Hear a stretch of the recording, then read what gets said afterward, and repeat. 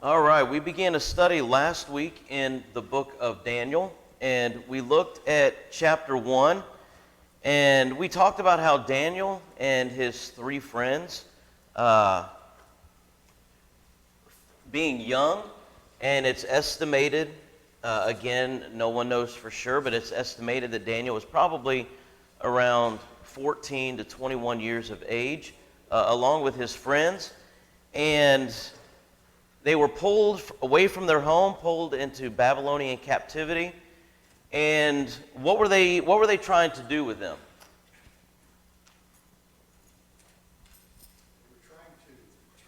They were trying to turn them into versions of whatever they were. Right. Yeah. They were trying to turn them into to them and teaching them their ways. And what did Daniel say? You remember? The king, he was going to give them food. They were going to eat it at the king's table. And Daniel said what? He has to be excused from doing that. Yeah. Yeah, and again, not sure what kind of food or anything, but Daniel said, I would like to excuse myself because I do not want to defile myself. And so he asked that they be given 10 days. And after those 10 days of not eating what the king had wanted them to eat, how did they look among everybody else? Better, yeah. They looked better than everybody else. And so, again, we see where Daniel and his friends, being young, they stood by their beliefs, and they were going to honor God before anything else. And that says a lot. I mean, when you look at 14 to 21-year-olds today, and picture them standing up for their beliefs and standing up for God, being invited into the president's, house, being invited into the White House and being around all these dignitaries, and they say, nope, I'm not going to do this because it goes against God. It's very impressive, very, very impressive. But that brings us to chapter 2, and we're going to read quite a few verses at the beginning here to set the stage of chapter 2 and what's going on. In the second year of the reign of Nebuchadnezzar, Nebuchadnezzar had dreams. His spirit was troubled, and his sleep left him. Then the king commanded that the magicians, the enchanters, the sorcerers, and the Chaldeans be summoned to tell the king his dreams. So they came in and stood before the king, and the king said to them, I had a dream, and my spirit is troubled to know the dream. Then the Chaldeans said to the king in Aramaic, O king, live forever. Tell your servants the dream, and we will show the interpretation. The king answered and said to the Chaldeans, The word from me is firm. If you do not make known to me the dream and its interpretation, you shall be torn limb from limb, and your houses shall be laid in ruins. But if you show the dream and its interpretation, you shall receive from me gifts and rewards and great honor. Therefore show me the dream and its interpretation. They answered a second time and said, Let the king tell his servants the dream, and we will show its interpretation. The king answered and said, I know with certainty that you are trying to gain time, because you see that the word from me is firm. If you do not make the dream known to me, there is but one sentence for you. You have agreed to speak lying and corrupt words before me till the times change. Therefore, tell me the dream, and I shall know that you can show me its interpretation. The Chaldeans answered the king and said, There is not a man on earth who can meet the king's demand. For no great and powerful king has asked such a thing of any magician or enchanter or Chaldean. The thing that the king asks is difficult, and no one can show it to the king except the gods, whose dwelling is not with flesh. Because of this, the king was angry and very furious, and commanded that all the wise men of Babylon be destroyed. So the decree went out, and the wise men were about to be killed, and they sought Daniel and his companions to kill them. Then Daniel replied with prudence and discretion to Arioch, the captain of the king's guard, who had gone to kill the wise men of Babylon. He declared to Arioch, the king's captain, Why is the decree of the king so urgent? Then Arioch made the matter known to Daniel. And Daniel went in and requested the king to appoint him a time that he might show the interpretation to the king. Then Daniel went to his house and made the matter known to Hananiah, Mishael, and Azariah, his companions, and told them to seek mercy from the God of heaven concerning this mystery, so that Daniel and his companions might not be destroyed with the rest of the wise men of Babylon. Then the mystery was revealed to Daniel in a vision of the night. Then Daniel blessed the God of heaven, and Daniel answered and said, Blessed be the name of God forever and ever, to whom belong wisdom and might. He changes times and seasons. He removes kings and sets up kings. He gives wisdom to the wise and knowledge to those who have understanding. He reveals deep and hidden things. He knows what is in the darkness, and the light dwells with him.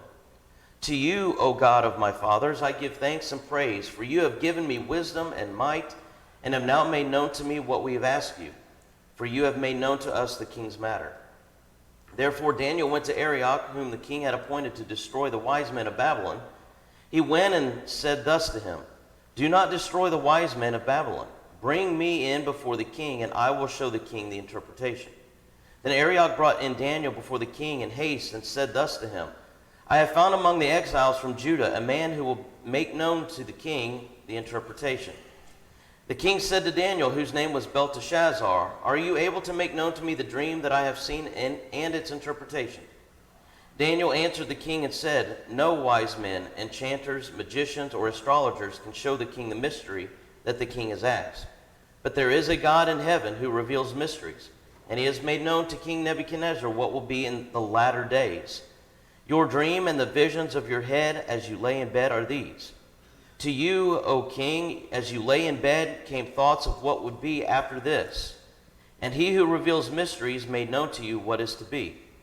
But as for me, this mystery has been revealed to me, not because of any wisdom that I have, more than all the living, but in order that the interpretation may be made known to the king, and that you may know the thoughts of your mind. And so, at the very beginning of that, you see where it refers to the second year of Nebuchadnezzar's reign. And as we mentioned last week, people will come in and they will say that that's a contradiction, because back before it talked about the third year. Well, again, in Babylon, they did not count a king's first year of reign until when? Do you remember? After it was already completed. Whereas in the Jewish, under the Jewish belief that they would count that during the year. So the first year would be his first full year of reign, whereas the Babylonians would not count that first year until that year was complete. And so there is no contradiction when you see it talking about the second year of Nebuchadnezzar's reign. The magicians, these astrologers, these sorcerers, these Chaldeans, they represent all of the wise men of Babylon. These people are educated, and they're looked very highly in Babylon. They are the wisest of the wise, we would say. And Daniel interpreted the dream very soon after he had completed, I believe, his third year of training that he was to go through in Babylon. But Chaldea literally described the territory south of Babylon. That would be the Chaldeans, and they came to represent the elite of Babylonian society. But these were men of great learning who had high influence, very high influence politically, as well as in the religious affairs during this time.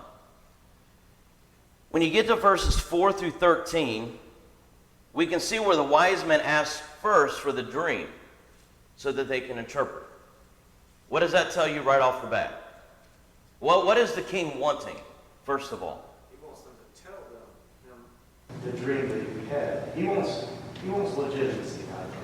He doesn't want them to be charlatans, because he knows that they're charlatans. Right. Honestly, back then, he did. Right. And you have to give it to him. It must have been such a disturbing dream that he was like, no, I need an answer to this, a real answer. I don't need people, giving me their interpretation of whatever I... Right. So, you have to give it to Nebuchadnezzar. All right, you give me the answer, you give me the dream and the answer. rip you into pieces and destroy your homes instead of the rubble. Right. So, Now think about that. You know you're a fraud. You know that. You know, it's like a lot of our psychics today. You know, they bring you in and they're very generic. Or, you know, you remember those shows where you'd have somebody saying, there's somebody in here who's got a relative, their name starts with the letter B. You know, and you get somebody to raise your hand, and then they narrow it down. They're frauds. And Nebuchadnezzar, you know, did he believe in this stuff? Yes, he did. But he was going to find out who was being honest and who was being a liar. And so he has this dream, and he says, I had this dream. Now I want you to tell me what my dream was, and then I want you to interpret it. What do you think went through the minds of these wise men? Right. Because it wasn't like, well, you're fired, you lose your job if you can't tell me this.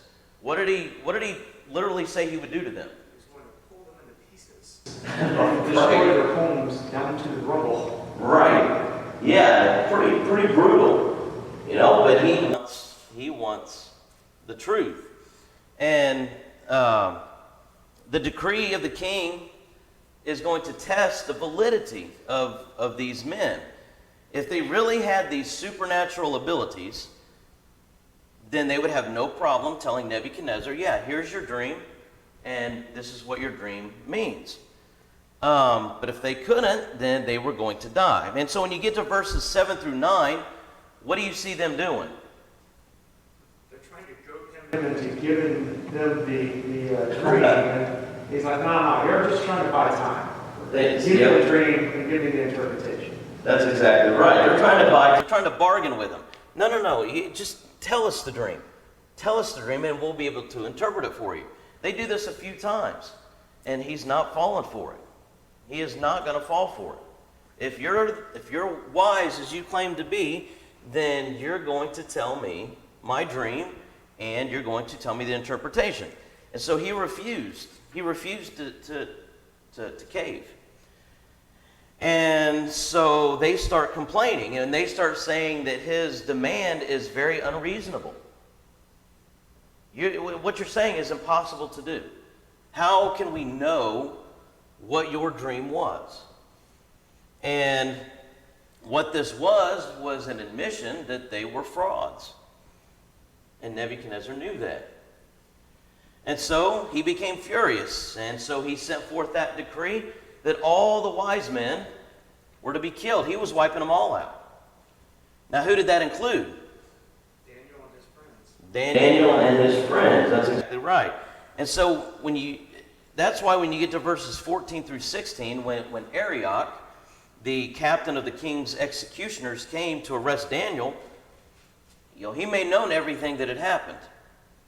And so Daniel requested that the king give him a little time, and that he would be able to learn the dream and its interpretation. That's faith in God, isn't it? This is the second time that he's shown he's done something going into it, not knowing for certain that it's going to work out okay. But he's having hope and faith that God will help. Yeah. And then he even has to go inform his friends what he's done. Yeah, They're probably sitting around going, man. Right. Yeah, and he's very confident. He's very confident. His faith is unwavering. Again, it's easy for us to flip the pages in the book to see what happens next. And we can say, well, Daniel had nothing to worry about. God was going to be with Daniel. Daniel didn't know that. Daniel didn't know. As far as he knows, he's about to die. But his faith is unwavering. He confidently believed that this secret would be revealed. But he also, as Russ pointed out, brought in his 3 friends with him. And they prayed to God, requesting this revelation. Confidence did not allow him to forget his dependence on God. Daniel was confident that he was going to know this dream, and he was going to be able to know the interpretation of that dream. He was confident in that, but he still turned to God. He still turned to God. And one thing that I think about is, a A different story that we've read about is Joshua. When Joshua was leading the army against that little tiny army of Ai. And remember, Achan had taken some stuff that he shouldn't have taken. Nobody knew about that. And so when Joshua goes to battle this tiny little army, they're very confident that they're going to destroy this little city. And they ended up losing. And Joshua was confused as to why. But if you notice, that is one time that Joshua never prayed to God to be with them in battle. You see how Joshua was confident that we're going to defeat them, but what did he forget? He forgot to petition God for help. Here you see a young man in Daniel, very confident that God's going to reveal this to me, but I'm not just going to be confident. I'm going to go and I'm going to depend on God. I'm going to go to Him in prayer, and I'm going to ask my friends to do it with me. And so when you get to verses 19 through 22, the secret of the dream is revealed in a night vision. And then Daniel goes and he praises God for that. He thanked God for the wisdom and power that was granted to him. And whatever success he had had with Nebuchadnezzar, it wasn't because of his own strength. It wasn't because of his own doing. It was because of God. And Daniel very humbly acknowledged this fact. And again, you're looking at a teenager, possibly a teenager, or early 20s. Very, very mature for his age. And so when you get to verses 24 through 30, we see where Daniel praises God before Nebuchadnezzar. Daniel's not ashamed. And so Daniel persuaded Arioch not to kill the wise men because now Daniel could satisfy the king's request. And so Arioch quickly brings Daniel before Nebuchadnezzar. And so Daniel acknowledged the fact that no man had the ability of himself to tell secrets. So he agreed with these other wise men that, yes, if you're asking a man to do this, it is impossible.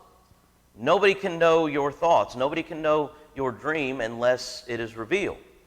So he agrees with the wise men to a certain extent. But he says, who has the ability? There is a God in heaven that has the ability to do this. And he boldly spoke of the one true God to this king. Was this king a believer in God? No. What did he believe in? Everything but the true God. That's exactly right. All these different gods, that's what he believed in. But Daniel very boldly stands before him, and he speaks of the one true God. Yes, Carol? I just want to comment on one of the differences between the house soothsayers, how they try to bargain with the king and ask him, tell him what you do. But Daniel asked for time. Mm-hmm. So I think that's an interesting thing. Other thing is that this is a great reminder of a New Testament teaching, 1 Corinthians 2:11, that no one knows that God. I don't know what Gigi's thinking or anybody else unless they reveal it, Right. which is what the passage says. And it's just a reflection of our limitations and realizing our limitations and knowing there are some things we cannot move beyond. And certainly this is one of them. But then when God does reveal his thoughts, we ought to snap to and be busy doing it. Absolutely. Very good point. Any other thoughts? One more. Yep. He further treated a monarch of his era a correct way. He didn't say, you just had a plain old dream. I can figure that out. You're the emperor, and you had a dream that only God could tell me about. Mm-hmm. I don't know if you've ever heard of it. There's a book called The Inca. It's used by Spanish majors. in college they have to read it from the Spanish text. And this man is serving Hernando de Soto. And he praises that man like he's God himself because he wants his head to be on his shoulders next week. Oh, it's just sickening. Yeah. All the things he says about this leader, that was the way those monarchs expected to be treated. You had to handle them with kid gloves. Oh, yeah. If you had gloves. Right. Exactly. Yeah, and again, it just amazes me that here is a young man, and you have a mighty king, and he's been told that the king is going to rip all of the wise men's arms and legs from their body, going to rip them limb from limb, because they can't interpret this. And here's a young man that says, hold on a minute, give me a little bit of time. You know, it was like he didn't panic. I mean, I don't see that in here. I don't see a panic. I don't see, oh no, what are we going to do? Because I think, you know, their mindset is if we die, we go be with the Lord, right? But you know what? Give me some time and God will help me figure this out. Again, well beyond his years in maturity. Yeah. Exactly. That's exactly right. When you get to verse 28, you notice the expression latter days. And that usually always refers to the Messianic age, or those days which ushered in the Messianic period, when God's kingdom would be established. And it's the same period that Joel spoke of in Joel chapter 2, which was then spoken of by Peter on the day of Pentecost, and applied to his own time there in Acts chapter 2. But the last days period is in contrast to times past, when God still planned future dispensations on earth for man. In the New Testament, in Hebrews chapter 1, verses 1 and 2, it says, long ago, at many times and in many ways, God spoke to our fathers by the prophets, but in these last days, he has spoken to us by his Son, whom he appointed the heir of all things, through whom he also created the world. So we are now living in the last days on earth. Because after this, what comes next? That's exactly right. And Paul talks about that in 1 Corinthians chapter 15. And so we're living in the last days. And again, this is why I say when we're going to look at the book of Daniel, and then after Daniel, we're going to transition into the book of Revelation, because there's a lot of misunderstanding when it comes to the last days versus the last day, two different things. And so we are living in the last days on earth. After this, we have judgment. But you see that phrase there in latter times used in the book of Daniel. And then in verse 29 and 30, Daniel plainly affirms that he is merely the instrument through which God is making known history even before it occurs. And so that brings us to the revelation and the interpretation of this dream.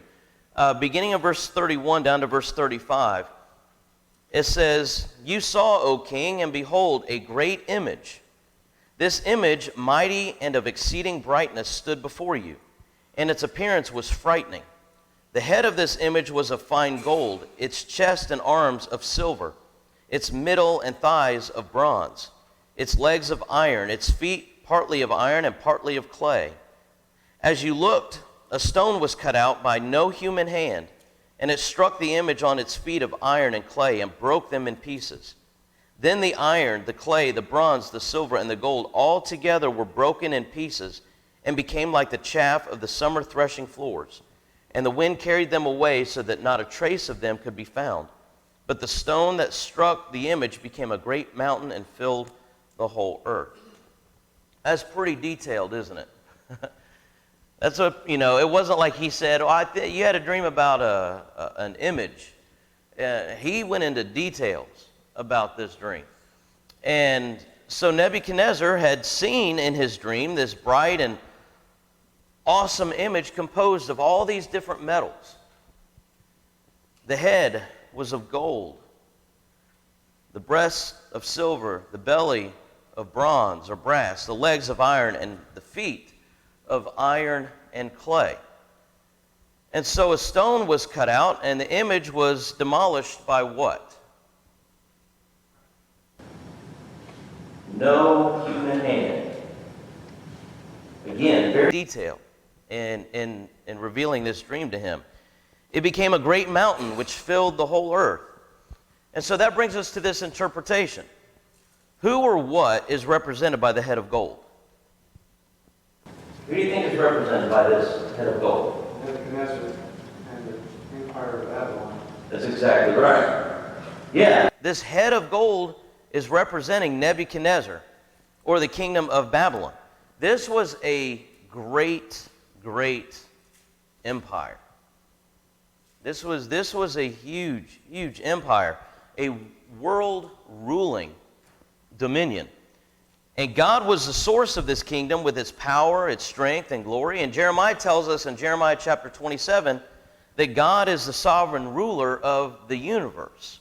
So yes, once again, even in our day and time, we live in a very powerful country. I wouldn't say a world ruling, but a very powerful country. Who's in charge? Who was in charge while Babylon was ruling? Even God he granted Nebuchadnezzar his authority. So. That's exactly right. And Daniel was very clear with that whenever he gets to the interpretation. Yeah, that's exactly right. Now, if anyone should question this claim, then let them explain how Daniel could accurately predict the fall of Babylon, as well as the successive rise and fall of 3 other world empires. You see, people want to say, make all kinds of accusations. This is a very, very detailed interpretation of this dream.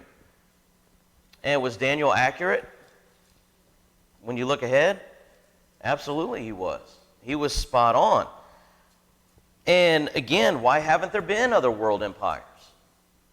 Think about it. Since the days of the Roman Empire, during which God's kingdom was established, there has not been another world ruling dominion like a Rome. It just hasn't been.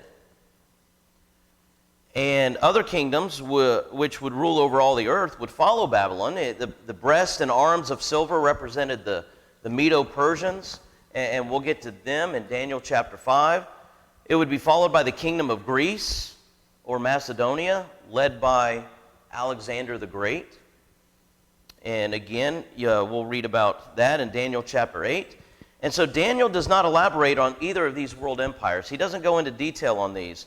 This is not a history lesson that he's giving to Nebuchadnezzar. It's all leading up to the denotation of the last days. That's exactly right. That's exactly right.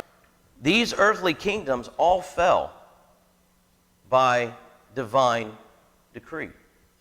God said they were going to fall, and they fell. Every last one of them. The brevity of this description is unlike what man would have written. Man would not have been able to come up with something like this and be that accurate. The accuracy is just amazing. The power of fulfilled prophecy confirms the inspiration of Scriptures, and it dispels the efforts of unbelievers who claim otherwise. Again, you can't look at this and Daniel's interpretation of things that haven't happened yet, and they come to pass and conclude otherwise. But then when you get to verses 40 through 43, the 4th kingdom is the Roman Empire, which is represented by the legs of iron and feet of clay. Rome was strong. We all know that Rome was strong. And iron was an appropriate symbol. However, this kingdom had a weakness within it. Because what was the feet made of? Iron and clay. Clay. Though it was able to conquer the world, Rome was never able to form the people into one people. They had a weakness. Rome had many difficulties holding the empire together. It was not easy. And eventually, what happened to the Roman Empire? It broke apart. What does clay do? It breaks apart. That's exactly right. It fell as much because of the weakness from within than it did from the armies from without. When you look at all of these world powers, how did they fall? Where did they fall from? They implode. That's exactly right. You get all of this power, eventually you implode. And again, we could look at our day and time and how the United States has built itself up, and we are a very powerful nation. But where do you see the destruction coming from? We have the British Empire, which destroyed itself from the inside. That's exactly right. You have to see power to Parliament. So, and then from there, it just started to break up. All the member nations that were part of that empire became their own country. So they still have a lot of territory, but hard. Absolutely. Absolutely. We see in verse 44 of Daniel chapter 2, in the days of those kings, again, the Roman Empire, the kingdom of God would be set up. That's during the Roman Empire, the kingdom of God. This is when the kingdom of God is going to be set up. And Jesus confirmed this prophecy back in Mark chapter 1, as well as chapter 9. So the kingdom is of divine origin, and it's of eternal duration. Hebrews chapter 12, verse 28, therefore let us be grateful for receiving a kingdom that cannot be shaken, and thus let us offer to God acceptable worship with reverence and awe. So God's kingdom is established during this Roman Empire. In verse 45, the stone was not of human origin, indicated by the fact that it was cut without hands. The church is God's kingdom. And so, when people say, let's recite the Lord's Prayer, Our Father who art in heaven, hallowed be thy name, what comes next? Why are we praying that his kingdom will come? That's when heaven begins. That's when our reward begins. That's where our reward begins, but the kingdom has been established, right? The kingdom has been. Kingdom. It's going now. That's exactly right. That's exactly right. Yes, the kingdom is here. We are in his kingdom. The church is his kingdom. Matthew chapter 16, verses 18 and 19. And I tell you, you are Peter, and on this rock I will build my church, and the gates of Hades shall not prevail against it. I will give you the keys of the kingdom of heaven, and whatever you bind on earth shall be bound in heaven, and whatever you loose on earth shall be loosed in heaven. Although God is the sovereign ruler of the whole world, he has a special people who have willingly submitted themselves to the rulership of Jesus Christ. God rules over the whole world. But again, he has a special people who have willingly submitted themselves. Not forcefully. God gives us the choice. You can be a part of my kingdom. You don't have to be a part of my kingdom. Now, there's going to be consequences if you choose the latter, but that's your choice to make. And he is a loving God, and he gives us that choice. Is God's kingdom a physical kingdom? No, it's a spiritual kingdom. Luke chapter 17, verses 20 and 21, being asked by the Pharisees when the kingdom of God would come, he answered, the kingdom of God is not coming with signs to be observed, nor will they say, look here, it is or there, for behold, the kingdom of God is in the midst of you. God's kingdom does not stand strong because of a physical power. It stands strong because of its use of the sword of the Spirit. That's why the kingdom is strong. And the kingdom of God, which was established in the days of the Roman Empire, again, continues to this day. We are living in it. The gospel has been preached throughout the world, and wherever it has gone, it has had victory in turning the hearts of sinners to the rule of Christ. And it will continue. It will continue to be powerful until the Lord returns. Kingdoms of men have come and gone. And Daniel is telling Nebuchadnezzar, these kingdoms, they're going to come and they're going to go.